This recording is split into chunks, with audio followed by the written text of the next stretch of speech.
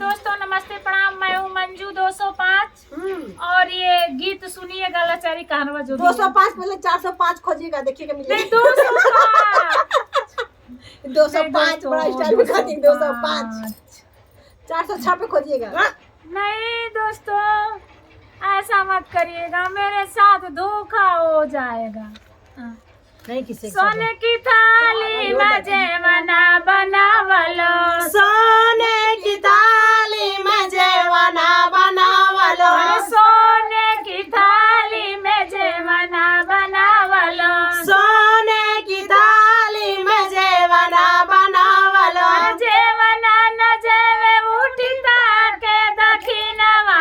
मैं मुनरी मेरो राजा नगिनवा, मैं मुनरी मेरो राजा नगिनवा, मैं मुनरी, अरे मैं मुनरी मेरो राजा नगिनवा, मैं मुनरी मेरो राजा नगिनवा, लौंगा डोभी बीड़वा लगावली, लवंगा डोबी बीड़वा लगावली, अरे लवंगा डोभी बीड़वा लगावली, लवंगा डोबी बीड़वा लगावली, अरे बीड़वा न कूचे उठिता के दखिनवा, मैं मुनरी,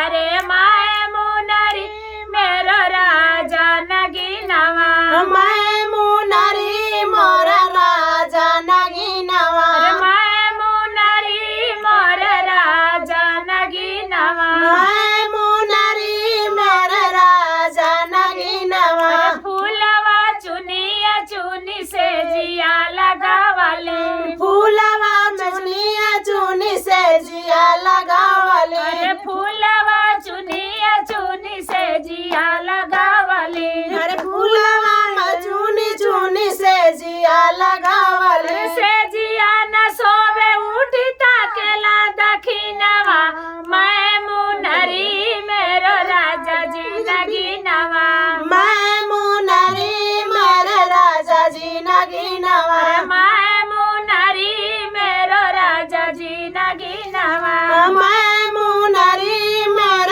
राजा जी नगिनवा। चलो दोस्तों गीत कैसी लगी आप लोग कमेंट जरूर कीजिएगा, फुल आवाज के साथ सुनिएगा।